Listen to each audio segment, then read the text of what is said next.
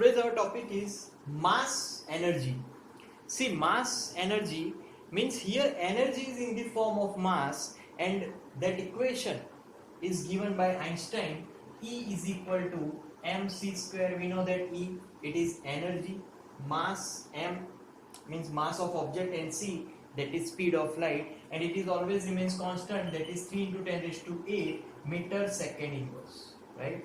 So whenever object moves with this light speed, then that object having this much of energy, so that energy we can call it as mass energy. Here Einstein also told that this mass energy or every energy, its initial energy and final energy always remains constant.